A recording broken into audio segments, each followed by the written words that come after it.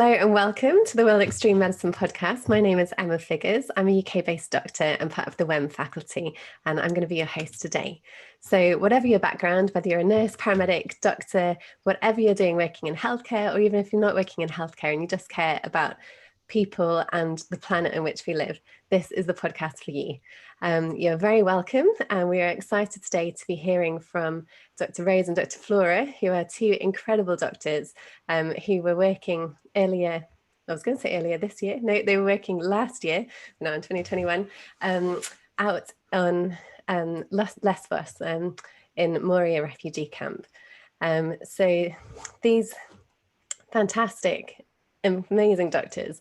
Let's tell you a little bit more about them and their background, and then we'll get to introducing them in person. So Flora graduated from Peninsula Medical School in 2017 and then went on to complete her foundation training up in Scotland. After that, she went on to do an ED clinical fellowship that was combined with expedition medicine in Bristol, which is where she met Rose. After doing her ED clinical fellowship, she decided that she wanted to take a break from the more traditional career ladder of medicine and broaden her horizons. She had, up until this point, been really interested in humanitarian medicine, having done her elective out in Malawi, and then last year decided that she wanted to head out to Moria Refugee Camp to see what things were like there. She also completed her diploma in tropical medicine, and that's got her more excited about doing humanitarian work in the future. Rose, in the meantime, studied at Barts, also graduating in 2017. She then did her foundation years in Brighton and Hastings, and then moved up to do her F3 in ED with expedition medicine in Bristol, where, as I said, she met Flora. During the course of her placement in Bristol, she got to do lots of exciting things such as the altitude medicine course, some ski medicine, and then also decided after the initial wave of COVID to head out to work in Moria Refugee Camp. After that, she went sailing as a ship medic with Adventure Under Sail across the Bay of Biscay, and she's now moved out to New Zealand, and she's joining us from New Zealand, hence why it's dark in the background there. So both of you are very welcome. Thank you so much for joining us today. Thanks for having us. Thanks for coming on. So they're going to be talking to us today about their experiences in Moria. So as many of you will have heard perhaps on the news, in September of last year, the largest refugee camp in Europe very sadly burnt to the ground. Moria, which is on the Greek island of Lesvos, was home to up to, we think, 20,000 refugees living on a camp that was built for about 3,000. The conditions there were dire, and now they've been moved to another camp. Some people have been relocated to Europe, but really not that many. And I think the conditions are perhaps even more dire from what I've heard over in Moria 2.0. So let's get to it and hear about your experiences from working there last year, if that's okay. So to begin with, I suppose, what was your initial motivation for wanting to go out to volunteer as medics? I think you were working with MVI, Medical Volunteers International, is that right? Yeah. And yeah, let's go. Flora, can you tell us to begin with what it was that made you want to go out and work on the camp? Yeah. So I think quite a few reasons actually that we both really wanted to go.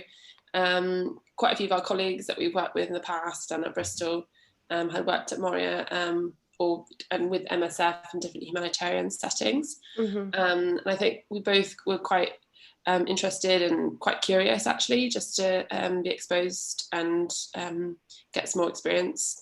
I think both of us realised in our emergency work in the UK, we often see and treat patients who were once asylum seekers themselves, and they're now receiving sort of healthcare in a very unfamiliar system to what they're used to back home.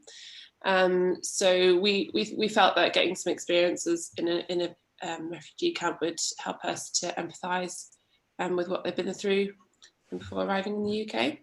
Mm-hmm. I think also just getting the opportunity to work alongside colleagues from different countries. There's lots of Germans and Dutch with a really sort of different attitude to the UK and to asylum seekers, and that was, you know, a really, really well worth experience doing that. And I think personally, I've always had an interest in humanitarian work, and doing the diploma of tropical medicine, I was quite keen to try and sort of put that knowledge into action as well. So yeah, brilliant. Yeah, I don't know if Rose. Yeah, Rose, anything to add? Yeah, I think that kind of sums it up quite well. I think there was a large element of it was kind of curiosity as part of it, which I think you can't deny anyone doing any new kind of work, but also seeing people that we saw at work that have come from these backgrounds, but really we had no idea about. Also, when I was growing up, I used to live in the Netherlands, and I helped out there at a kind of a refugee organization working with children. And I'd see people there that they were just living in what I thought at the time was relative, like, terrible conditions, like all families in one room. These are people that have come from kind of, lots of them from very highly paid jobs or from very skilled jobs, and they've just ended up with nothing. And it was something that I always kind of, I find quite meaningful and liked to do when I was at school and to help out with. And that was something I hadn't really done through university at all. But then now, having gained some experience as a doctor, being able to combine that with my work and then do that again, it was something that seemed kind of the right time career-wise. I got some experience. We weren't both in the kind of strict training scheme anymore. There was an opportunity to do that. So that was kind of part of the motivation for me as well. Yeah. Something that really struck me about what you said then is that, you know, a lot of these people that you see have come from really highly skilled backgrounds and then are living with nothing. And when I was at Moria last year as well, that really hit home for me. So a lot of the interpreters and translators that we were working with, you know, some of them had completed engineering degrees, and they were really bright, driven, amazing people. And then they were, like you say, Rose, exactly, just living in such awful conditions and just in this kind of limbo, waiting to see what might happen to them. It was just a horrible, horrible situation. Yeah, and I think some of these people were in that situation for so long as well. They'd have kind of I saw back in the Netherlands and they'd have one try to appeal to get their asylum, that would get rejected, then they're back in that limbo again, and you can't think of what it must be like. No, it's just awful. Okay, so I guess in terms of thinking about getting out there and sort of getting organised to actually go out there and volunteer, did you find there were any barriers to try and get there, or how was the process for you? I suppose we had a bit of a kind of difficult experience, COVID related. We were kind of between the two. It was after the first main wave, but still travel wasn't really happening very much. So it's quite difficult to get insurance and things like that, and to organise that. Our first flights were cancelled. Quite keen to go out. So a lot of that kind of thing. Also, I think looking at organisations to go out with was difficult. Lots of them weren't working at the time because of COVID. They pulled all their volunteers, especially kind of some of the ones in France. They weren't working at all. Some organisations that we wrote to just didn't seem quite above board. There was one in Calais that I wrote to, who said basically after my first email inquiring, they're like, yeah, we've signed you up some dates, come along. I think you haven't asked for DBS or any kind of checks. You haven't asked for any more about me. I don't know how kind of above board or safe this is for myself or people you'd be looking after. So it's kind of quite a long process of looking through who needed what we were actually going to be doing. Yeah, there's so many different NGOs, aren't there? It is tricky sometimes to navigate and figure out who would be the best to go out with, and how to then sort of, I guess, get everything together that you need. How about you, Flora? So very similar to Rose, we kind of went through it all together, which was quite nice. But I think just on a kind of actually traveling into country as well, I can't remember who it was, but they advised us not, when we arrived into Greece, not to say that you're there as a humanitarian worker, because politically it can be quite difficult, especially for the Greeks, which is perfectly understandable. And then I think also getting time out of work, we were really lucky that we were able to fit it around our work in Bristol. But for anyone going out, then I think going out for more than a couple of weeks is actually really beneficial for you personally, but also for the people you're working for. So trying to fit it around annual leave and your training and things like that can be a bit challenging, but definitely worth it. Yeah, definitely. Did you guys have to also get things like your indemnity and your medical certificates translated to Greek and apostilled and things like that, or was that not something that you had to do? No, I think the NGO before we went, they sent us some documents in Greek, which I think were like a sort of temporary medical certificate whilst we were there, and translated to the one that we signed that, and it worked as a. Then we also had our own indemnity cover, and that we organised personally. So okay, great. Yeah, I think when I was out there, we had to get things, sort of personal documents, all translated beforehand. So I think just, I guess, to check with the organisation that you're going with to find out what it is that you need to do and make sure that you prepare early for that. So when you got out there, what were your first impressions of Moria, of the camp, of the people? How did you find it? So we had 2 weeks of quarantine, and throughout that time, Rose and I were both, had these images in our head of what we were going to expect. But I think when we eventually started work, it was completely bizarre and different to anything that we could imagine. Obviously, this is barbed wire enclosure when you arrive, and there's the Greek sort of armed police at the gate. And you could just definitely feel it was quite a tense and sort of desperate atmosphere. And on the first day as well, actually, there was quite a lot of violence in the night before we started. There was quite a few stabbings and unrest, and usually as a result from the anger and frustration of the sort of asylum process itself, but also between different sort of cultural groups in the camp as well. So that was quite sort of, both of us were a bit scared really, actually, but luckily we're there with the NGO workers, and we were all working together, and it was very quickly we felt very safe. So, but no, we arrived. There was the medical centre, which was made up of a couple of containers, which included there's a pharmacy, which was actually really well stocked. There's individual consultation rooms, which were divided by curtains. It was an ECG machine and an ultrasound machine, and all the NGO workers, and there was one Greek doctor who was there a lot of the time, and he was really, really good to put us in touch with services in the area and just say how things worked, really. That's really helpful. Yeah. And then just the overriding sort of feeling was, it's just very hot, sweaty, loud, very overwhelming. But yeah, it's exciting. Oh, great. Flora, Rose, any different sort of first impressions? Or yeah, I think it was kind of similar, just seeing it. It wasn't anything I'd imagined. Kind of quite interesting. I tried to look it up on Google Maps before, and on Google Earth, you can't see it. It's all blurred out. It doesn't give you an image of what it is at all. And then I still kind of can't believe that it's in Europe. It's what you imagine something would be in kind of third world country, terrible things going on, whatever, but not in Europe at all. It's just tents everywhere. I think there's bins have been kind of kicked over. There's rubbish everywhere. People were shouting. And obviously, as Flora said, this was the night after some stabbings, and someone had, I think, sadly died that night.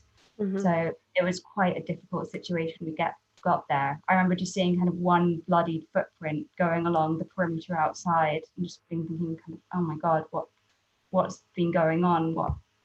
What happens here? And it was good having the NGO worker we were with there, because she knew a lot of people, was very calm, happy to kind of go around talking to people and let us know. And see inside the camp as well, which was amazing. People had started their own mini businesses. They were selling things. It was actually a kind of an amazing community that people had created, living there for so long. Yeah. And as well, then, seeing the medical kind of centre, it was, yeah, lots of kind of netting and curtains between things, and well set up, but a bit chaotic. Actually, the pharmacy, although well stocked, always seemed to have about 10 people in it. So when we were kind of getting shown where everything was, there was just a lot of noise and a lot of different things going on. And so it was definitely kind of very different from your UK setting, working in this clean, white, shiny hospital, where actually you've got this gravel ground, some dirty sheets up between you and other people. If you're lucky, you get inside one of the cabins. If not, you're just on some kind of like boxes outside. So I think it was a bit of a shock seeing it at first. Yeah. And just kind of, yeah, complete change of pace in working and how things are done. Yeah, definitely. I think I agree with what you were saying about sort of initially it is quite daunting, and you sort of hear stories before you go in and you don't necessarily really know what to expect. And then you sort of arrive and there's the armed police and you think, oh, and I was there just before COVID, so I don't know how different it was compared to when you were there, but just being able to actually, once you do like have an orientation around the camp, like you were saying about the people who've set up little local businesses and things, and there is that real community spirit and feel there, isn't there? It's I think it's the hard exterior which you need to like break past, and going into the camp and meeting some people, just very normal people, it was like you instantly feel much more welcome. Definitely. So what was your everyday work like? Were there any sort of common presentations that you saw when you were working there? So we were generally either working in kind of the area, the central triage, where you saw quicker cases, well, supposedly quicker cases, or the more chronic patients. Yeah. And I think a lot of the time people would come in because they did have to queue for a long time, and it was quite difficult to get into the medical centre. So they wouldn't come with one problem, they'd come with kind of 3+ problems. So a lot of things that are kind of I noticed seeing would be general kind of gastritis, headaches, not sleeping, constipation, all things that would kind of almost, if you talk to people for long enough, come back to the situation they were in. If they weren't getting very good food, they're obviously in a very stressful situation. Massively. And talking to people more and more, you'd kind of unravel things and notice a lot of it was coming back to kind of their mental health at that time and the stress that they were under. Of course. And people would come and kind of was wanting medication, and it was a difficult pull a lot of the time, where they just giving medication that probably wasn't going to fix anything, because what was underlying it was quite a lot more difficult. So, it's a lot of people with kind of amnesia, as they were describing it, just memory loss, and probably just related to the stressful situation they were in. So a lot of that, a lot of skin problems, problems, and scabies like I've never seen scabies ever before. Scabies. You get told these little dots in your hands. It's not there.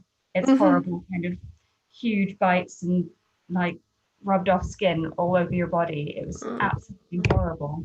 I would come home itching every night as well, thinking like, oh, I got scabies. So much scabies. Is I guess because of the such overcrowded situations that people are living in, and they can't really sort of just go and wash all their clothes, because often there isn't the facilities there to be able to do that. Treating it, I think it was like you treat it and then they'd come back a week later and they've got it again because someone else in the box has got it. So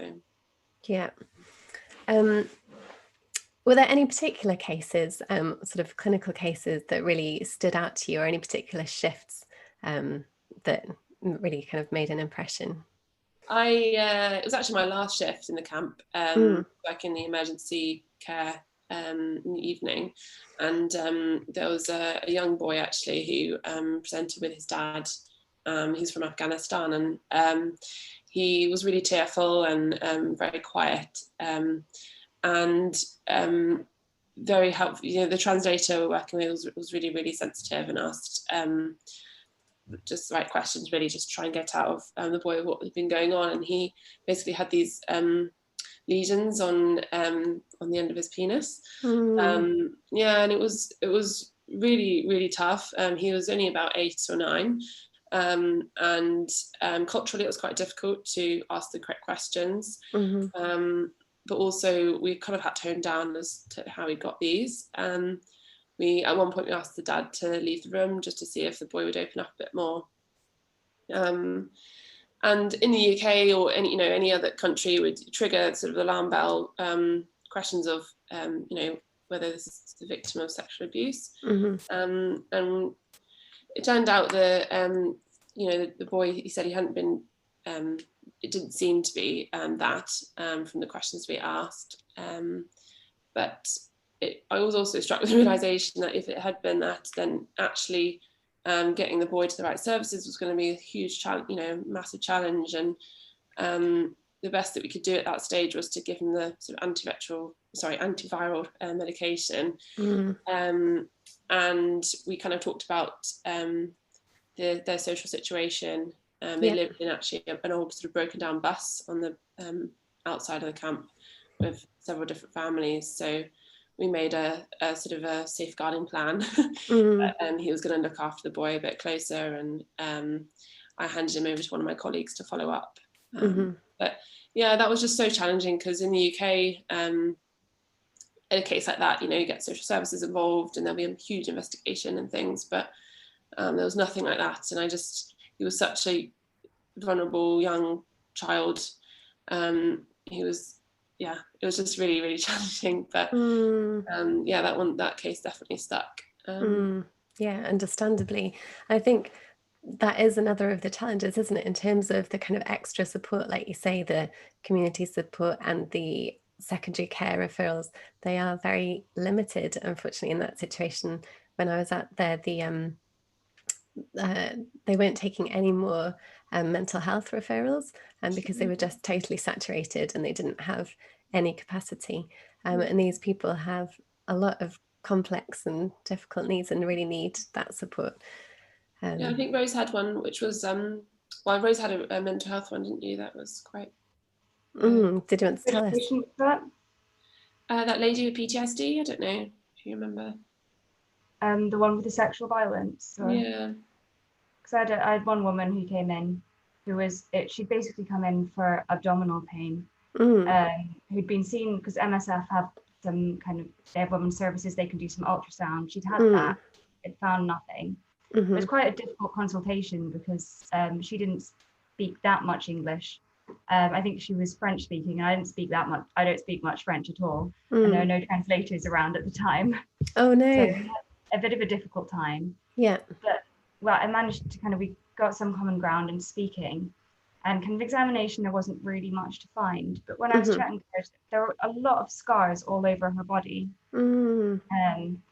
And I was kind of asking, what's going on? Why are you here? And it was a young woman, probably kind of early 30s, there by herself, which is quite uncommon. It's mainly young men by themselves or families. Yeah. So it's already a bit strange. And then she kind of opened up to me about she'd escaped her husband back home, and she said she had been pregnant, and then she had a big scar across her abdomen, like a laparoscopy scar. And I said, what's happened? And she explained that she'd been pregnant and he'd beaten her so much that she'd lost the child and kind of who died in utero. And had to do a C-section at that time. And it's been ever since then, she's been having that pain. And I think probably what a lot of it was kind of psychosomatic, probably some from the surgery, but also she was still grieving that loss. Straight after that, she left her country, left her family, left her friends, and ended up in Camp Moria, which isn't kind of a conducive environment for healing in any way. No. But one thing that I did find we could do to help with her, because there were kind of sexual violence centres and domestic violence centres under the umbrella of MSF. So I did kind of refer her onto there, because I think she'd been getting all these investigations looking at kind of what's wrong. There's nothing on ultrasound, you're okay. But actually, when she did open up, there was a lot more going on there.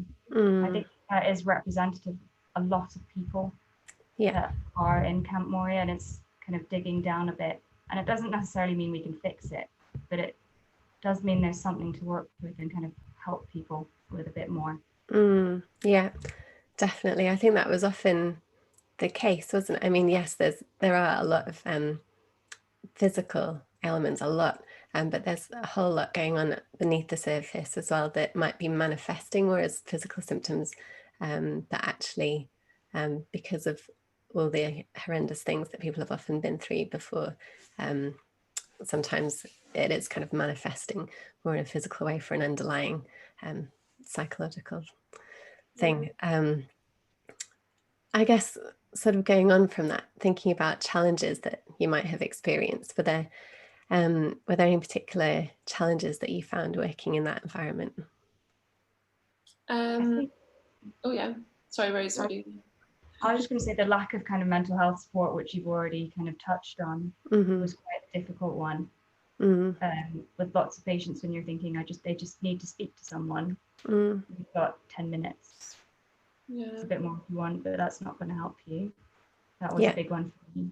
But Flora, I think access to investigations and secondary care, that was really, really challenging. It was very much a case-by-case basis, but it seemed to be just like the most severe sort of emergency cases were sent on to hospital.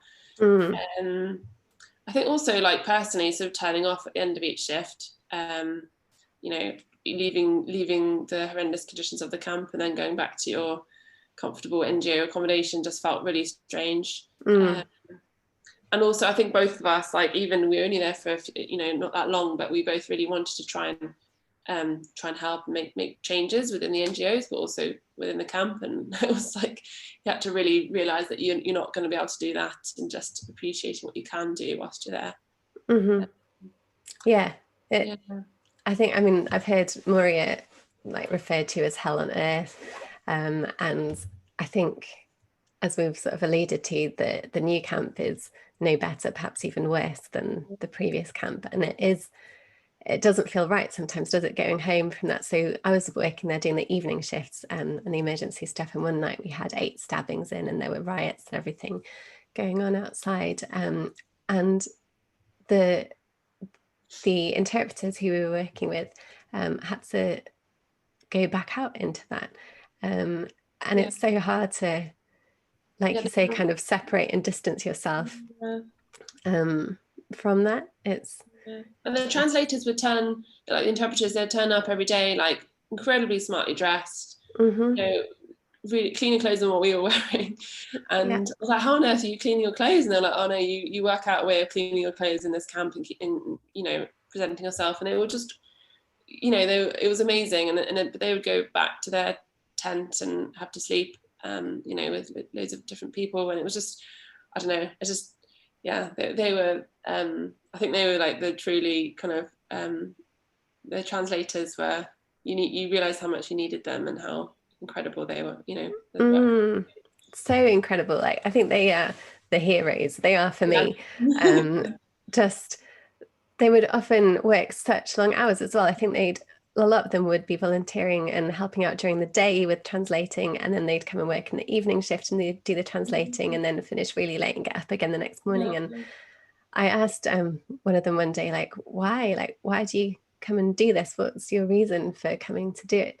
And they said, well, what else would we do? Just be sitting around in our tents doing nothing, just waiting. We want to do something. We want to give back. We want to help. And they're just incredible individuals, I think.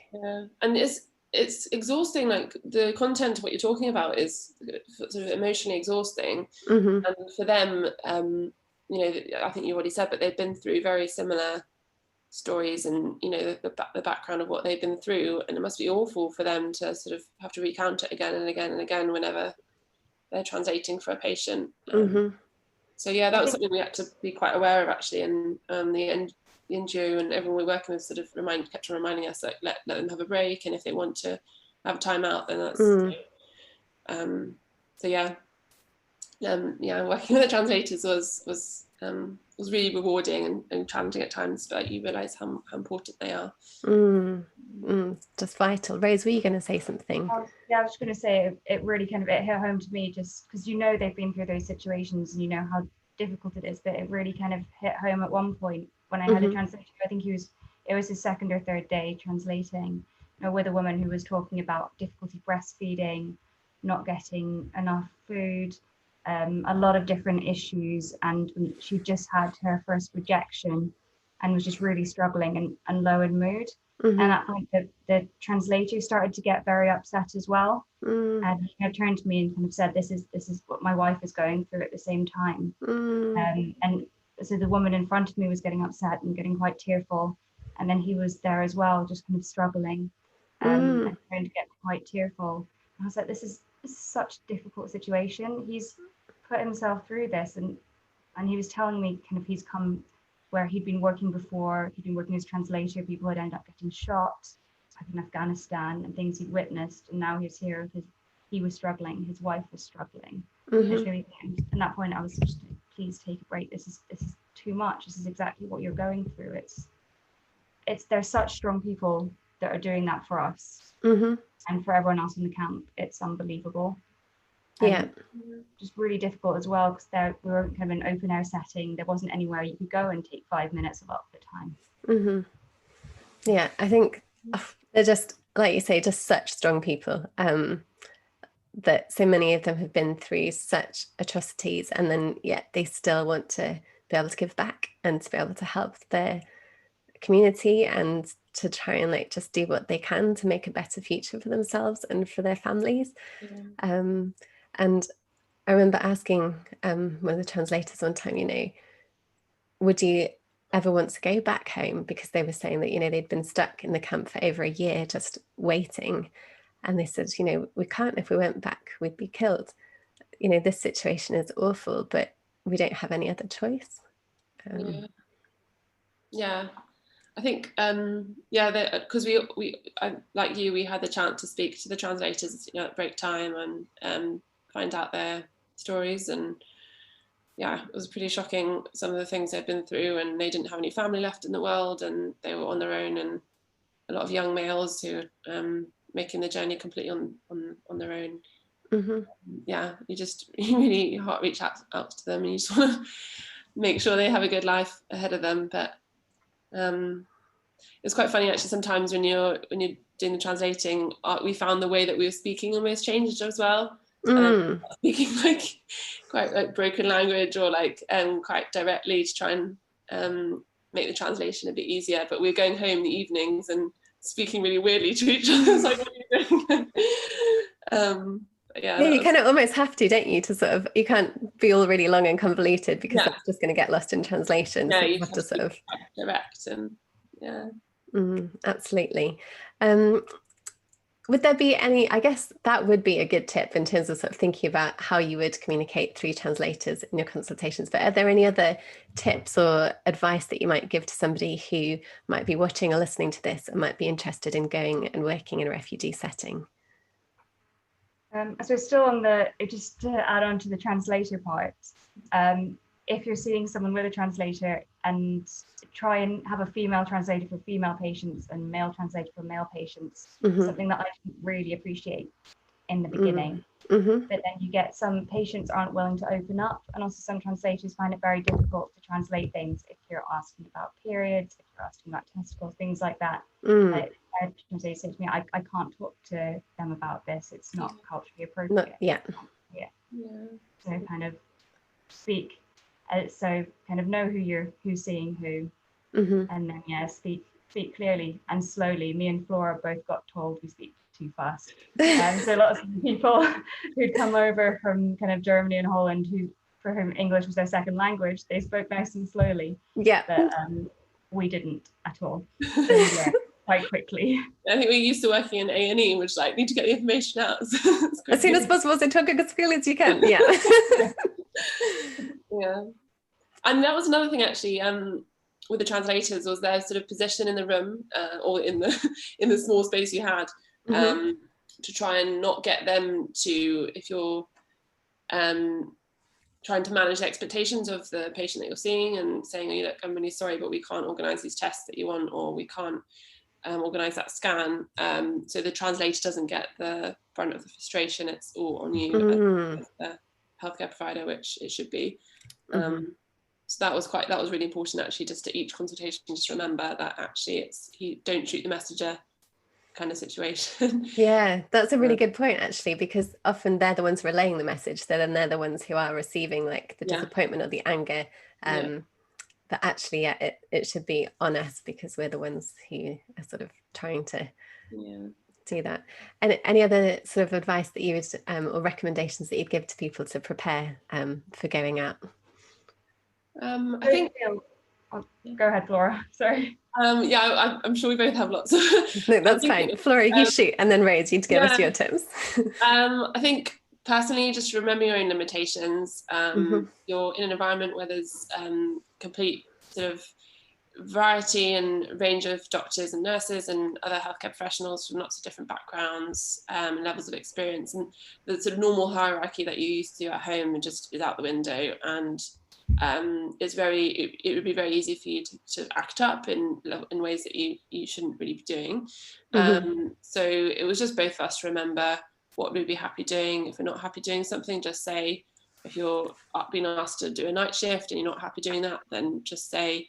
We were both quite lucky to have a consultant back in the UK who was on the end of the phone if we needed any advice. So that was really good.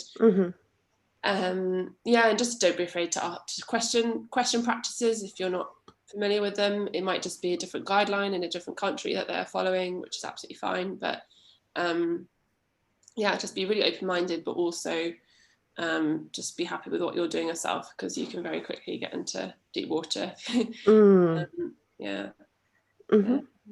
then I think before we went, we wrote quite boring, but we wrote a risk assessment.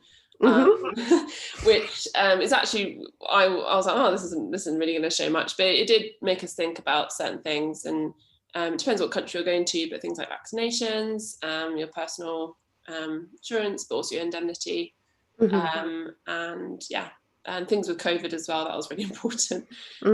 Definitely, yeah. But yeah, Rose, sorry, I interrupted you. I was going to say as well, I suppose it's kind of managing your own expectations.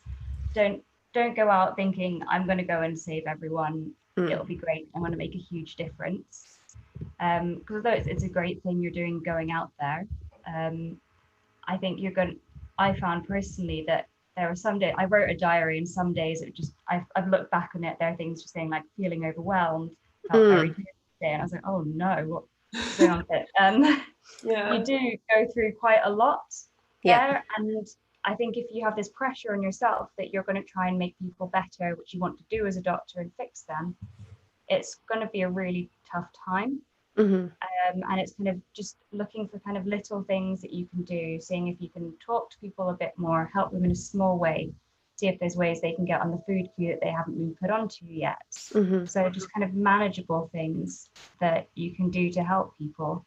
And I think it helps your own mental health a lot more. And also having someone that you yourself can talk to. So me and Flora were lucky to be out there together, so we could have a chat to each other if we needed to, and kind of we've had a bad day, we can have a chat through it. But lots of the NGOs, like we stayed in as well, have NGO houses where you can stay with other people working there. So actually it was quite nice that you could share experiences and kind of offload a bit, because it is quite overwhelming, but it can be quite rewarding at the same time. So it's knowing it's not all going to be good, but kind of going with that awareness and still kind of going for it, but taking care of yourself is definitely I think that's sorry, go on, Flora. No, it was just to tag on to that, looking after yourself and being self-sufficient as well. You don't want to feel like a burden yourself, so making sure you got like really simple things like your own kit and food and drink for the day, and just making sure you're looking after yourself as well, your own safety. So I think that's so important. I think kind of just thinking about self-care, often as medics we neglect our own sort of mental health and looking after our own well-being, and actually the best way to be able to help other people is actually if we're first looking after ourselves, and I think that's really important. Was there anything, I guess, just sort of coming home that you found difficult, or that you kind of did to help that transition coming back to reality after that experience? I think you do find difficult going back to an emergency department where we worked with people coming in with things that just seem so minor. They're complaining about what's going on in their life, and you're like, but you don't know what it could be like. It could be terrible. But it's just kind of just to me, it was thinking like, actually, everything is sort of relative. And one thing that it did teach me in Moria, I know I've kind of talked about mental health a lot, but there you see this horrible situation people are living in. You see the stress, you can feel it all the time. So you always think to ask kind of, are you feeling stressed? What's been going on to people? Which you kind of, I found at least, I do sometimes forget in the UK because they're in this kind of nice sanitized environment. So I kind of tried to use my experience to kind of give more holistic care to people if I could. So just trying to think, it is relative. I can't blame people for living like we do in a much better condition than people did in Moria. And it's just trying to give the best treatment you can. Yeah, it was yeah, I think it was that actually, like, hitting it on the head there. It was like I think there's the importance of perspective in people's own perspective, perception of their own health. And you can't really compare people. You just got to treat people on a case by case basis. And and then I think coming home, being able to debrief between us was really good. But if you're going to go out there and do work on your own, then I think just coming home, speaking about it, and not being afraid to speak about it. We're also trying to, I think this is what we're trying to do. The purpose of this sort of podcast is to try and spread the word a little bit and encourage people to go and do it, and don't be afraid to go and do some work like this, because I think it's really, really important for you as a healthcare professional as well, just to get that experience. Yeah, definitely. I mean, I think when I came home, I basically cried for about a week. But I think it was tricky because we were pulled out early because it was just before COVID, and there was some tensions and a bit of a tricky situation. But I think definitely debriefing, talking to people, don't be afraid, and kind of, I suppose, just keeping that perspective. There are some amazing, incredible individuals out there who are in desperate, awful situations. And I think, especially at the moment, with all the news being about COVID, we just don't hear about it, do we? It's just kind of being ignored. If a situation like that was happening in UK, like, it would be on the news every single day, or like, it's just bizarre that that's kind of okay. Just needs to be talked about more. Yeah, definitely. Okay, I think it's probably time to draw this episode to a close. Thank you so much, both of you, for joining us today and sharing your experiences. It's been really, really valuable. And I just hope that, over time, things will change. People might become more open and receptive to the amazing, incredible refugees who are out there. And just, it's a difficult year, but I guess we can hopefully look forward to things being better at some point. And thank you so much. Thank you so much for having us. Yeah, it was really good to speak to you. It's been brilliant. Thank you very much. I hope you enjoy the rest of your days, and good luck with everything. Have a good sleep, Rose, and have a great day, Flora, and we'll catch up soon. I'll put your bios on so that people can have a look at any more details. And I think there's contact details do we have for you if people want to get in touch? Yeah, that's absolutely fine. Yeah, that's fine. Yeah, you've got our email, I think. Okay, and you guys were both working with Medical Volunteers International. I was out there with BRF, but yeah, there's lots of great NGOs working out there. So please, people, if you're listening, don't be afraid to get out there. You will certainly 100% benefit from the experience, and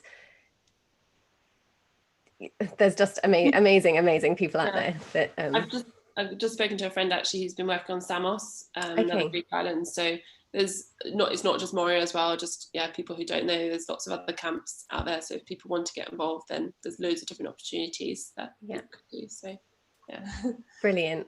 Thank you. Any last words before we sign off for today? No, thank you very much for having us, and spread the word. Great. Thank you so much, guys. Take care. Bye. Bye-bye. Bye.